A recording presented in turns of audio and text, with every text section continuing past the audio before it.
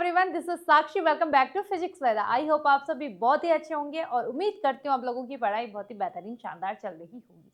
और इस पढ़ाई को और भी बेहतरीन शानदार जबरदस्त बनाने के लिए मैं साक्षी लेके आई हूँ आप लोगों के लिए कार्बन एंड इट्स कंपाउंड का लेक्चर 3, जो कि मोस्ट इम्पॉर्टेंट होने वाला है। एक बार हम कल की क्लास का रिविजन कर लेते हैं, ठीक है। थोड़ा सा मैं यहाँ पे बैकग्राउंड चेंज कर देती हूँ उसका। चलो, और फटाफट से हम रिवाइज कर देते हैं, फटाफट से जितनी जल्दी हो सके, ठीक है।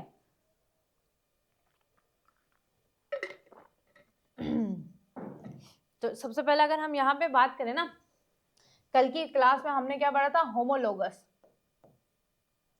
ठीक है। होमोलोगस सीरीज पढ़ी थी जिसमें हमने क्या पढ़ा था?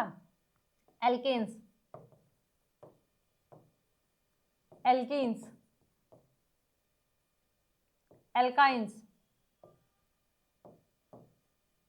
ठीक है। और फंक्शनल ग्रुप पढ़ा था, फंक्शनल, या मैं इसको FG लिख देती हूँ डायरेक्ट, FG। फंक्शनल ग्रुप में हमने पढ़ा था सबसे पहले अल्कोहल, फिर हम लोगों ने पढ़ा था एल्डिहाइड, फिर हम लोगों ने क्या पढ़ा था? कीटोन, फिर हम लोगों ने क्या पढ़ा था? कार्बोक्सिलिक एसिड,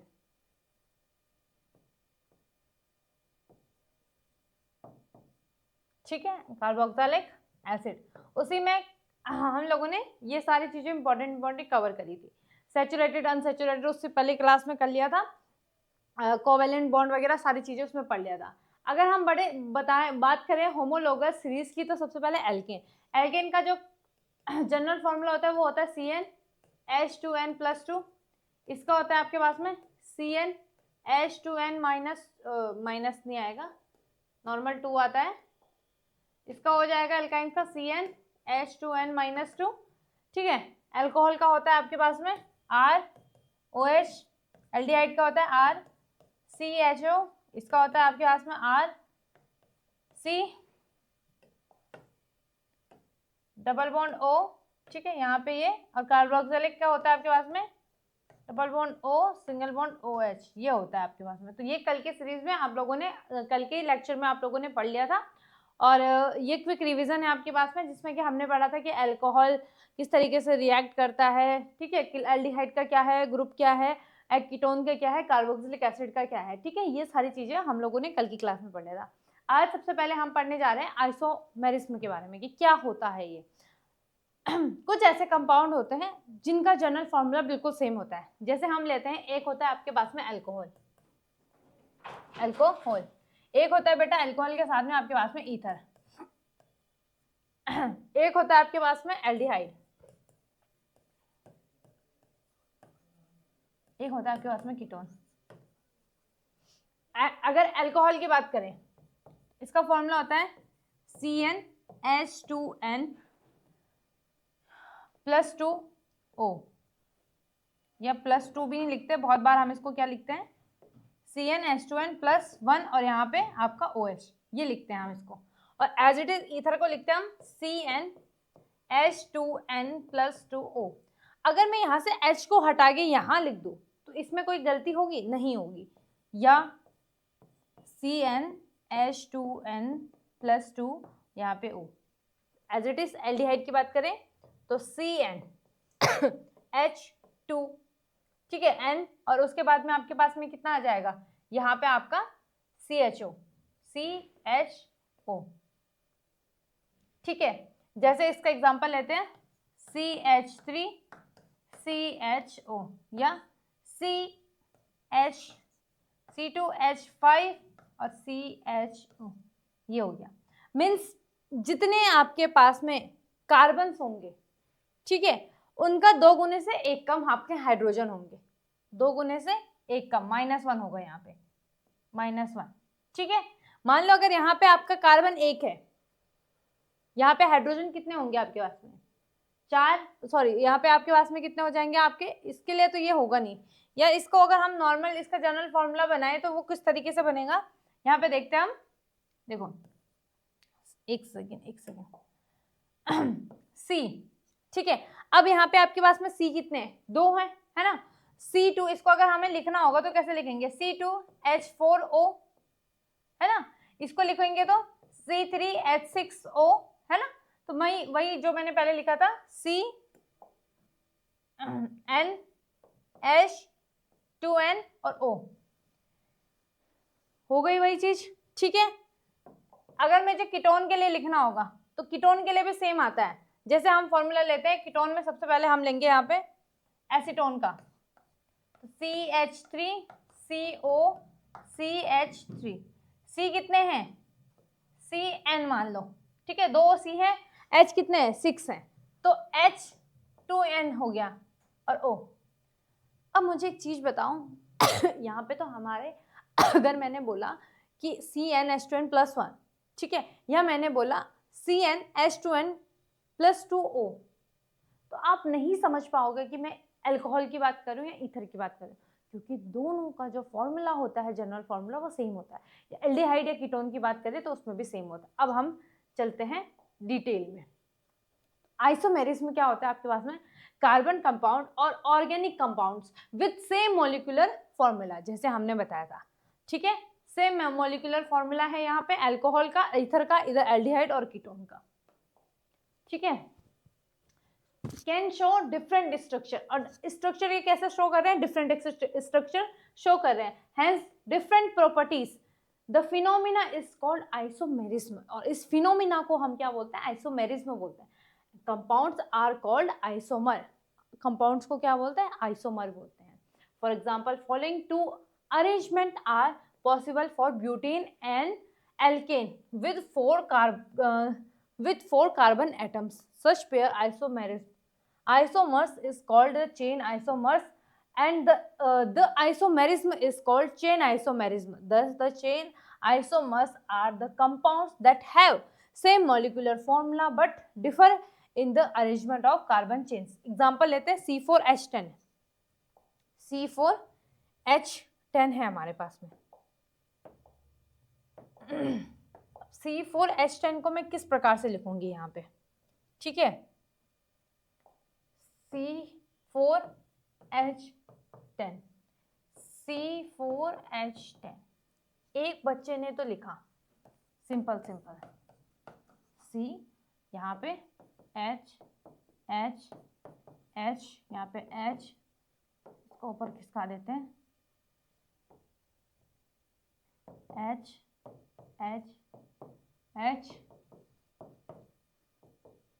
क्या है बेटा आपके पास में, C4H10, ठीक है।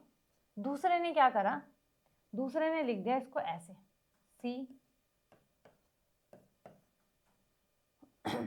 ऐसे लिख दिया उसने, या उसने ऐसे ना लिख के इसको ऐसे लिख दिया,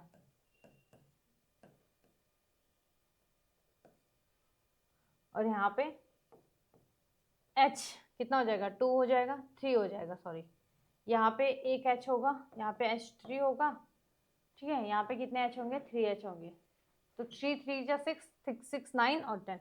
एक ने इस तरीके से बनाया, एक ने इस तरीके से बनाया, ठीक है, या हम इसको किसी और तरीके से लिख सकते हैं, ठीक है, या आपके पास में C4 है ना, तो हाँ, एक इसको हम इस तरीके से हम लिख सकते हैं, या फिर आपके पास में एक और बच्चा है, उसने क्या करा, उसने कर दिया इसको C, ठीक है, फिर उसने यहाँ पे भी आपके पास में, मतलब वही हो जाएगा, C में हो जाएगा, 2 तरीके से हम लिख सकते हैं। अब हम किसको सही मानेंगे, किसको गलत मानेंगे, बताओ, कौन सा, इसने भी सही लिखा है, उसने भी सही लिखा है ना, और एक और आया, उसने इस कार्बन को ऊपर लिख दिया, या एक और आया, उन्होंने अपने तरीके से कुछ ना कुछ कर दिया। तो यही होता है, मोलिकुलर फॉर्मूला सेम होता है, लेकिन स्ट्रक्चर और प्रॉपर्टीज सब कुछ अलग अलग होता है। तो यही हमारा क्या कहलाता है, आइसोमर्स कहलाता है, और इस फिनोमिना को हम आइसोमेरिज्म कहते हैं। जैसे यहाँ पे स्ट्रेट चेन है पेंटेन का, पेंटेन का फॉर्मूला होता है C5H, बताओ भाई H कितना होगा, C5H12 होगा, ठीक है, काउंट करो, 1 2 3 4 5 6 7 8 9 10 11 12, ठीक है, तो ये पेंटेन का है, स्ट्रेट चेन में है, ठीक है। नेक्स्ट उसने इस तरीके से बना दिया इसको, या इसने आइसोब्यूटेन यहाँ पे आपके पास में पेंटेन का लेते हैं हम, है ना, पेंटेन का एग्जांपल लेते हैं हम। बहुत स्लो क्लास है और आराम से धीरे धीरे स्टार्ट कर रहे हैं ताकि आप लोगों को आराम से समझ में आए सारी चीजें। C5H12, ठीक है, एक ने तो सिंपल लिख दिया, ठीक है, यहाँ पे उसने लिख दिया H H H H, यहाँ पे आपका H H H, एक ने तो ऐसे लिख दिया, दूसरे ने क्या करा, ठीक है, और उसने यहाँ लिख दिया, ये भी गलत नहीं है, सही है भाई, है ना, यहाँ पे 3, यहाँ पे भी 3, यहाँ पे आपके पास में ये तो सारी वैलेंसी पूरी है 3, और यहाँ पे भी आपका 3 हो जाएगा। एक ने ऐसे लिख दिया, या एक ने क्या करा, दूसरे ने क्या करा, और महान इंसान था, उसने बोला कि चलो भाई तुमने ऐसे करा है तो मैं कुछ अलग कर रहा हूँ, क्योंकि हम कुछ डिफरेंट करने का हम हमेशा ट्राई करते रहते हैं, सोचते रहते हैं, और हम कई बार करते भी हैं। CH3, ठीक है, यहाँ पे CH3, यहाँ पे CH2, एक ने ऐसे कर दिया, इसमें भी कोई बुराई नहीं है, ये भी सही है। तो 5 बच्चों को दिया, पांचों ने अलग अलग तरीके से लिख दिया, किसी ने कार्बन को उधर लगाया, किसी ने इधर लगाया, किसी ने इधर लगाया, किसी ने कुछ बनाया, किसी ने ऐसा बनाया, किसी ने ऐसा बनाया। तो यही है सेम मॉलिक्यूलर फॉर्मूला, लेकिन स्ट्रक्चर अलग अलग बन रहा है। जैसे इसमें इसका नाम क्या था, पेंटेन, इसका नाम आइसोब्यूटेन था, ठीक है। अब देखो नोमेनक्लेचर ऑफ कार्बन कंपाउंड्स क्या है आपके पास में। In general the same, in general the name of organic compounds are based on the name of basic carbon chain। हम सबसे पहले उनके कार्बन चेन, जो मेन बेसिक कार्बन चेन होती है, उसी में मॉडिफाइड करके उनके प्रीफिक्स या फ्रेज बिफोर और suffix phrase after showing the name of the functional group, इसी तरीके से हम क्या करते हैं, उनके नोमेनक्लेचर करते हैं, नाम रखते हैं। स्टेप 1 क्या है, count the number of carbon atoms in given compound and write the root word. Root word मैंने आपको बताया था, root word up to 10 carbon atoms are, ठीक है। हमारे पास में जो 10 तक रूट वर्ड्स हैं, जैसे meth, eth, prop, but, pent, hex, sept, hept हो गया, ऑक्ट हो गया, ठीक है, ये हो गया आपके पास में, ठीक है।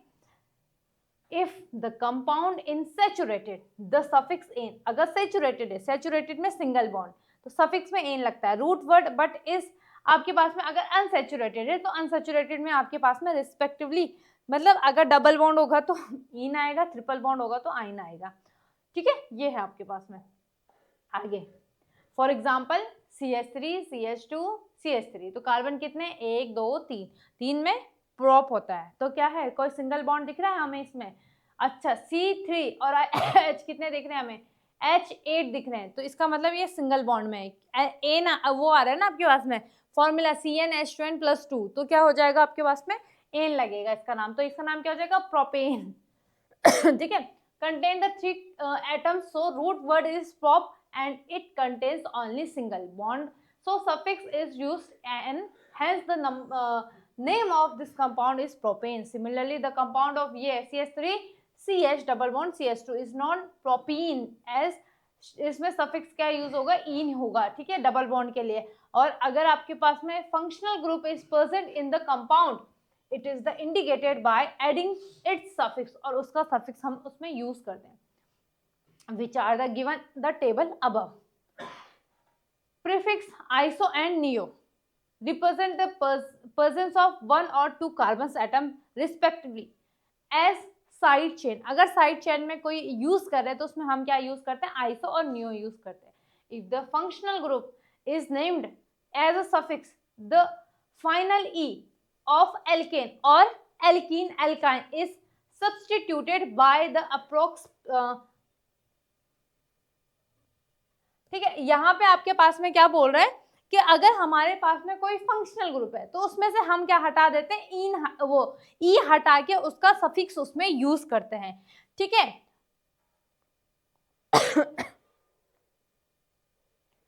ठीक है, if the functional group and the substitute are not present at the first carbon, the their location is indicated by digit. अगर उसमें हमारे पास में, इसको ना आप लोग, ये थ्योरी पार्ट ना इतना अच्छे से इसको समझ में नहीं आता हम लोगों, है ना, तो तो हम चलते हैं इसके थोड़ा ऐसे पार्ट में ताकि हम समझ पाए इसको। तो ये रूट वर्ड मैंने आपको बता दिया था, है ना। जैसे आपके पास में आपका meth, eth, prop, but, pent, hex, hept, oct और आपके पास में नॉन और डेक आपके आ जाएगा। ठीक है, आगे बढ़ते हैं हम इसमें। अल्कोहल का ये सारी चीजें मैंने आपको बता रखी है ना। ऑल आ गया, अल आ गया, वन आ गया, ओइक आ गया। प्रीफिक्स में क्लोरो, ये हेलोजन होते हैं जिनके प्रीफिक्स में क्लोरो, क्लोरो, ब्रोमो, आइडो और आपका फ्लोरो ये सारी चीजें यूज होती है। जैसे यहाँ पे CH3C है तो ये क्लोरोमीथेन, और ये आपके पास में ब्रोमोइथेन हो गया। सफिक्स में इन है और इसमें आपके पास में ट्रिपल बॉन्ड में आइन हो गया। तो ये स्क्रीनशॉट ले लो, ऐसे मैंने कल की क्लास में ये बता रखा है सारा, है ना। आगे बढ़ते हैं। Chemical properties of carbon compound. ठीक है, आपके पास में जो कार्बन कंपाउंड्स है उनकी केमिकल प्रॉपर्टीज क्या क्या है। पहला है आपके पास में all the carbon compound burn in oxygen yield carbon dioxide and water vapour. जो भी आपके पास में कार्बन है वो क्या होती है, बर्न होती है इन ऑक्सीजन और yield carbon dioxide and water vapour. Heat and light are also release during this process. The reaction is called आपके पास में। अब इसमें देखो आपका क्या बोल रहा है कि आपका जो प्रोसेस है, ठीक है, जिसमें आपके पास में क्या हो रहा है, आपका कार्बन डाइऑक्साइड, वाटर और हीट एंड लाइट रिलीज हो रही है, उसे हम क्या बोलते हैं,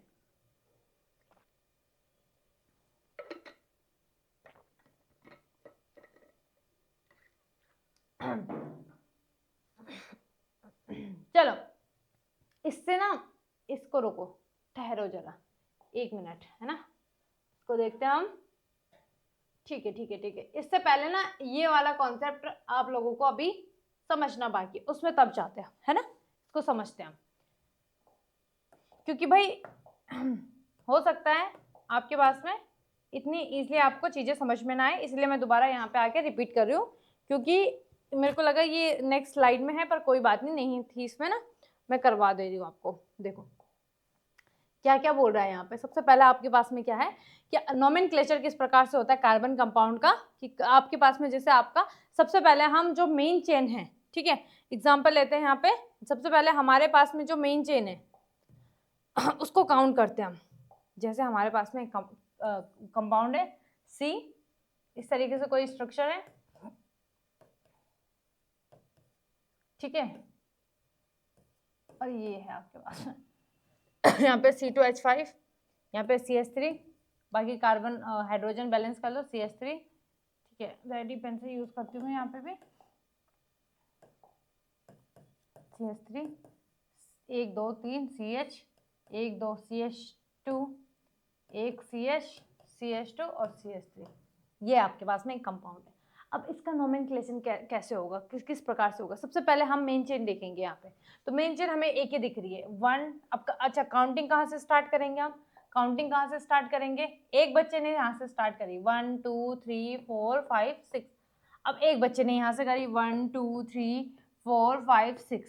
अब हम किसको सही मानेंगे, जहाँ पे पहले आपके पास में फंक्शनल ग्रुप हो गया या एल्किल ग्रुप हो गया, कोई सा भी ऐड होगा ना, तो उसको हम क्या करेंगे, पहले हम काउंट करते हैं, वहां से हम नंबरिंग स्टार्ट करते हैं। तो सबसे पहले हम कहाँ से काउंट करेंगे, यहाँ से करेंगे, तो 1, ठीक है, 1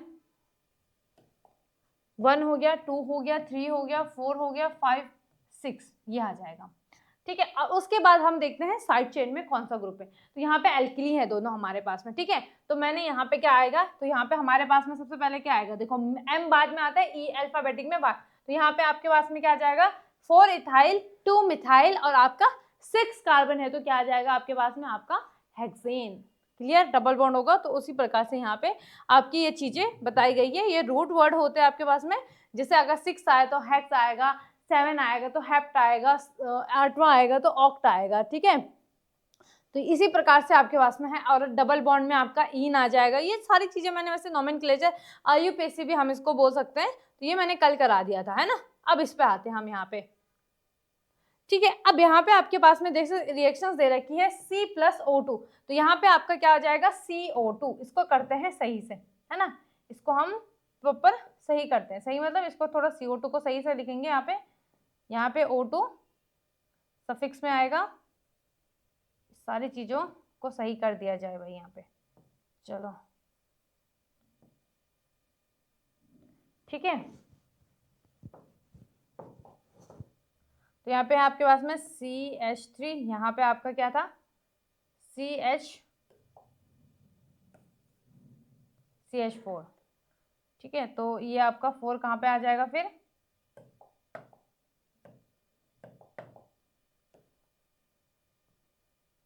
फोर नीचे आ जाएगा आपके पास में, ये आपका 4 आ गया, ठीक है। यहाँ पे आपके पास में 2 आ गया, यहाँ पे भी 2 आ गया, ठीक है। तो यहाँ पे भी आपके पास में क्या आ जाएगा, ये कार्बन डाइऑक्साइड प्लस आपका वो हो जाएगी H2O गैस हो जाएगी यहाँ पे भी। और क्या रिलीज हो रहा है आपके पास में, आपका हीट एंड लाइट रिलीज हो रहा है। इसी प्रकार से आपके पास में क्या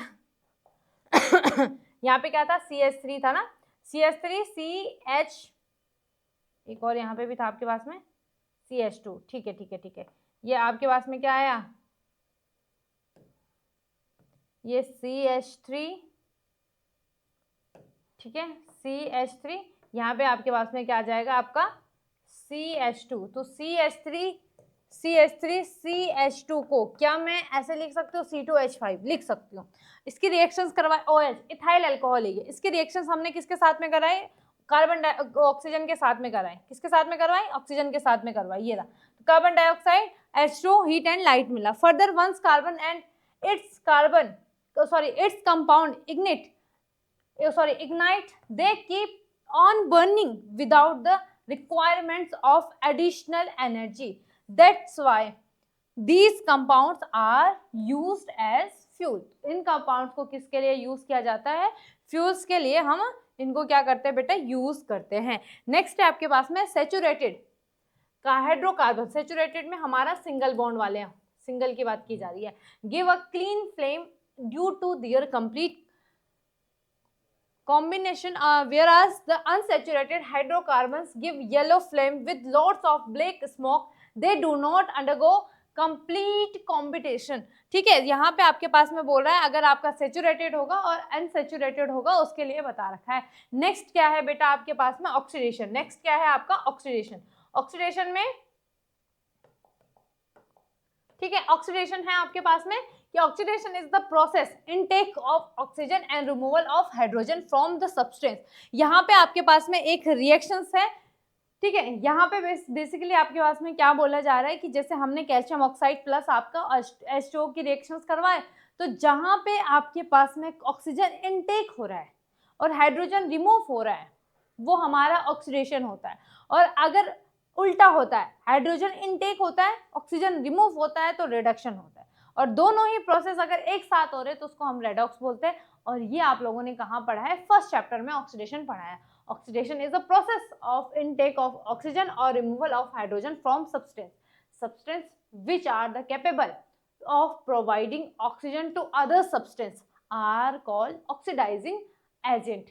Example of oxidizing agent आपके पास में क्या है, अल्कालाइन, KMnO4, पोटेशियम पर मैग्नेट इसको हम बोलते हैं। एसिडिफाइड, ये हमारे पास में K2Cr2O7 क्या है, इसको बोलते हैं पोटेशियम डाइक्रोमेट। नाम लिख लो, ये है आपके पास में potassium permanganate, potassium dichromate. Both behave as strong oxidising agent. ये हम लोग पता यहाँ देखो आपके पास में इसको समझते हैं। इसको हमारे पास में है C2H5OH, ये है बेटा इथाइल अल्कोहल। क्या है ये, इथाइल अल्कोहल। अब इसका होता है oxidation in presence of K2Cr2O7, ठीक है, और सल्फ्यूरिक एसिड, पोटेशियम डाइक्रोमेट। होता क्या है बेसिकली, इसको ध्यान से देखना। तो यहाँ पे आपके पास में CH3COOH, ठीक है, ये आपका यहाँ देखना। इसको मैं अगर स्ट्रक्चर को ऐसे लिखूं CH3, ठीक है, और यहाँ पे मैंने लिख दिया CH2, कोई गलत है, नहीं गलत है, उसका मतलब भी वही हो जाएगा C2H5OH, ठीक है। और यहाँ पे आ गया आपके पास में OH।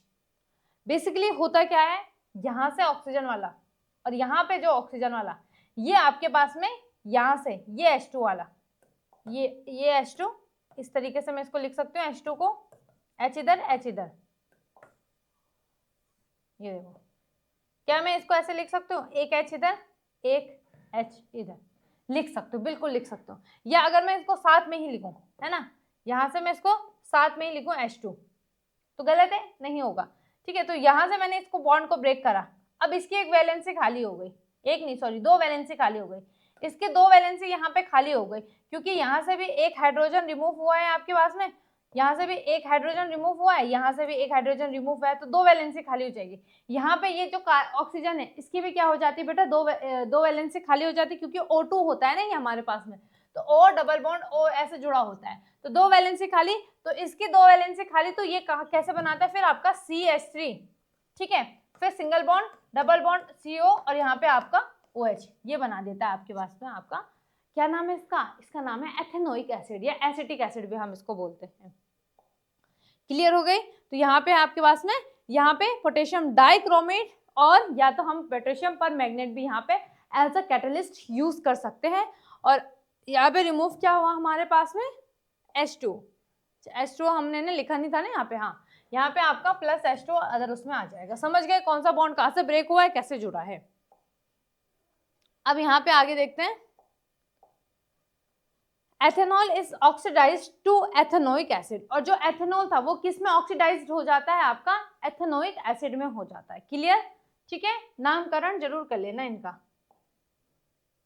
आगे हम बढ़ते हैं, addition reaction. Addition reaction is a reaction in which a reagent added completely to substance without a removal or any small molecules। Addition का मतलब ही क्या होता है, जोड़ होता है। Generally unsaturated hydrocarbons, alkenes, alkynes undergo addition reaction. Example, addition of hydrogen to unsaturated hydrocarbon in the presence of catalyst like nickel, platinum हो गया और platinum, ठीक है, from saturated hydrocarbons. This process it's called hydrogenation. Clear, आगे देखते हैं। Hydrogenation of a vegetable oils. Vegetable oil are unsaturated compound when hydrogen is added to them in the presence of nickel catalyst। ये catalyst होता है। catalyst का काम क्या होता है, जैसे इसको ऐसे समझते हैं हम, एक लड़का और एक लड़की है, ठीक है, एक लड़का और एक लड़की है, उन दोनों की शादी होनी है, दो अलग अलग परिवार है, एक दूसरे को नहीं जानते हैं, और पंडित जी आते हैं। पंडित जी का काम क्या होता है, शादी करवाना। तो पंडित जी का काम क्या होता है कि दोनों को मिलाना, दोनों को साथ में मिलाना, क्योंकि ये अलग पक्ष है, ये अलग पक्ष है। तो पंडित जी आते हैं, पूजा पाठ करते हैं। क्या पंडित जी उसके बाद दिखाई देते हैं, शादी के बाद नहीं दिखाई देते, दोबारा कभी नहीं। पंडित जी का नाता ही वहीं पे खत्म हो जाता है। वो आए, उन्होंने मिलाया और गायब हो गए। एज इट इज कैटलिस्ट होता है। कैटलिस्ट का काम यही होता है, दो कंपाउंड्स को मिला देना और उसके बाद गायब हो जाना, दिखता ही नहीं है ना, ठीक है। और about 200 degree Celsius they get the converted into saturated fat like ghee. किस में कन्वर्ट करते हैं, सैचुरेटेड में और like ghee. This process is also non hydration of oil. General reaction आपके पास में ये है, सॉरी क्या बोला मैंने, this process is also known as hydrogenating of oils. ये आपके पास में है वेजिटेबल ऑयल से nickel catalyst in 2 degree Celsius आपका टेम्परेचर है, और आपकी हाइड्रोजन गैस है और आपका घी है, ठीक है। आगे बढ़ते हैं हम इसमें। नेक्स्ट क्या है इसमें, substitutions reactions, the reaction in which reagent substitutes, replace an atom or a group of atoms from the reactant subtract are called substitution reaction. These are generally shown by the saturated compounds and benzene। Benzene बताया ना, benzene ये होती है आपकी benzene, इस प्रकार से। इस बेंजीन की भी एक कहानी है, सुनाऊं मैं आप लोगों को, चलो अभी सुनाऊंगी मैं अभी। Most of the saturated hydrocarbons are fairly inert and unreactive in the in their substitution reaction. When chlorine is added to hydrocarbons at rapid rate in the presence of sunlight, chlorine replaces H atoms one by one। इसका हम ये हमारे पास में इसका example देखते हैं, ठीक है। शायद इसमें नहीं है, ये वाला मैं करवाती हूँ आप लोगों को, है ना, हाँ नहीं है इसका।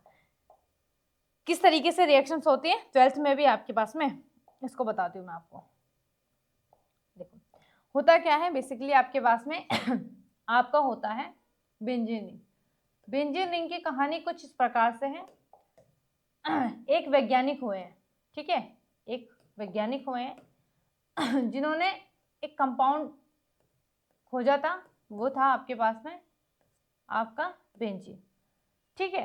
अब हुआ क्या, वो बहुत ज्यादा कंफ्यूज हो गए थे कि इसका स्ट्रक्चर किस प्रकार से बनेगा, क्योंकि उन्होंने इस तरीके से बनाना चाहा तो भाई यहाँ पे फिर ये वैलेंसी पूरी नहीं हो रही थी और उनको समझ में नहीं आ रहा था कि किस तरीके से इनको बनाया जाए ताकि इनका जो कंपाउंड है, जो स्ट्रक्चर है बेंजीन का, वो बिल्कुल क्या हो जाए, बड़ी मतलब वो उनकी वैलेंसी, उसमें कार्बन की वैलेंसी पूरा हो जाए। तो भाई ये सोचते गए सोचते गए सोचते गए, इनको समझ में नहीं आ रहा, 15-20 साल लगा दिए इन्होंने इसी में, ढूंढते गए नहीं समझ में आया। और जब ये 70 साल के थे, इनको रात में सपना आया इनको रात में, और इन्होंने क्या देखा, जो पेड़ है ना उनके घर में, जो पेड़ है उनके गार्डन में एक पेड़ था, ठीक है, इस तरीके से बनते पेड़, मुझे तो आता भी नहीं है रे बच्चों बनाना, ठीक है, ये पेड़ था और इसी पेड़ में एक टहनी थी और उसी टहनी में एक सांप था। क्या था? सांप। कैसे बनता है सांप? ऐसे, ये उसकी जीभ हो गई। मैं ड्राइंग में बहुत कच्ची हूँ बच्चे, ठीक है, ठीक है, सांप बन गया। और वो सांप किस तरीके से लटका हुआ था, वो कुछ इस तरीके से था, ठीक है, कुछ इस तरीके से वो सांप उलझा हुआ था, इस तरीके से, ठीक है, इस तरीके से वो सांप, गलत बना दिया मैंने, रुक जाओ मैं सांप को उलझाती हूँ पहले, ठीक है, ये देखो कुछ इस तरीके से वो सांप उलझा हुआ था, ये देखो इस तरीके से। अब मतलब उसकी सर यहाँ था और यहाँ से उसकी वो जा रही थी, बॉडी पार्ट जा रहे थे और यहाँ पे उसके जो पूंछ है वो सर मुंह पे आ रही थी, ठीक है, इस तरीके से उलझा। अब इन्होंने सोचा, इन्होंने फिर जब ये सुबह उठे, इनको वही सपना याद आया और ये लैब में गए, फिर इन्होंने बनाया एक ऐसा स्ट्रक्चर, इस तरीके से, डायरेक्ट नहीं मिला था ये, ठीक है, फिर उन्होंने ये स्ट्रक्चर बनाया इस तरीके से, इस तरीके से, इस तरीके से। फिर इन्होंने क्या करा, इन्होंने फिर ऐसे ही क्या करा, कार्बन को अरेंज करा। जब कार्बन को अरेंज करा, फिर उन्होंने अल्टरनेटिव में बॉन्ड लगाए, और जब बॉन्ड लगाए तो ये क्या बना, यहाँ पे एक परफेक्ट आपके पास में क्या बना, बेंजीन रिंग बनी, ठीक है। और यहाँ पे आपके पास में हाइड्रोजन हाइड्रोजन हाइड्रोजन, हर एक एलिमेंट्स में एक हाइड्रोजन और एक। अब इसके रिएक्शंस करवाते हैं हम, पहले हम यहाँ से इसको हटाते हैं, ठीक है। अब इसके रिएक्शंस करवाते हैं हम किसके साथ में, कार्बन के साथ में, सॉरी क्लोरीन के साथ में। जब हम इसकी रिएक्शंस करवाते हैं Cl2 के साथ में, अब इसको बैलेंस भी करना है, 3 हो जाएगा in presence of sunlight. Sunlight की प्रेजेंस में ये रिएक्शंस होती है, ठीक है। अब देखो 6 Cl है और यहाँ से आपके बॉन्ड ब्रेक होते हैं, सॉरी ये वाले बॉन्ड नहीं, ये वाला बॉन्ड ब्रेक होता है, ये बॉन्ड। अब देखो इसकी वैलेंसी खाली, इसकी वैलेंसी खाली, इसकी वैलेंसी खाली, इसकी वैलेंसी, सबकी वैलेंसी खाली। तो ये किस प्रकार से बनता है आपके पास में, इस तरीके से बनता है ये। अब यहाँ पे HCl HCl HCl HCl HCl HCl, तो ये है आपके पास में। जब हम क्या करवाते हैं, रिएक्शन होती है किसकी, when chlorine is added to hydrocarbons and at a rapid rate in the presence of sunlight, chlorine replace hydrogen atoms 1 by 1। यहाँ पे तो ये वाली है, लेकिन ये आपके पास में है कि आपका क्या होता है, जब आपकी बेंजीन की रिएक्शन करवाते हैं हम क्लोरीन के साथ में, तो क्या बनाता है, ये बनाता है बेटा बेंजीन हेक्साक्लोराइड, बेंजीन हेक्साक्लोराइड। ये इंपॉर्टेंट नहीं है इतनी, ये एग्जाम्पल था आपके पास में जो मैंने आपको समझाया और इसी में बेंजीन आपकी समझाइए। और इससे आगे हम करेंगे नेक्स्ट क्लास में। नेक्स्ट क्लास में हम पढ़ेंगे फ्यूज एंड फ्लेम्स के बारे में अच्छे से, है ना। तो आज के लिए और अभी के लिए हम इतना ही देखेंगे। अब आपको मिलेंगे हम नेक्स्ट क्लास में, है ना। बस 2-3 लेक्चर और हैं, उसके बाद में आपका जो चैप्टर है वो यहाँ पे कंप्लीट हो जाएगा, ठीक है। और आप लोग अच्छे से क्या करते रहिए, पढ़ते रहिए। तो आज के लिए और अभी के लिए हम इतना ही रखेंगे, मिलते हैं नेक्स्ट डे नेक्स्ट सेशन के साथ में।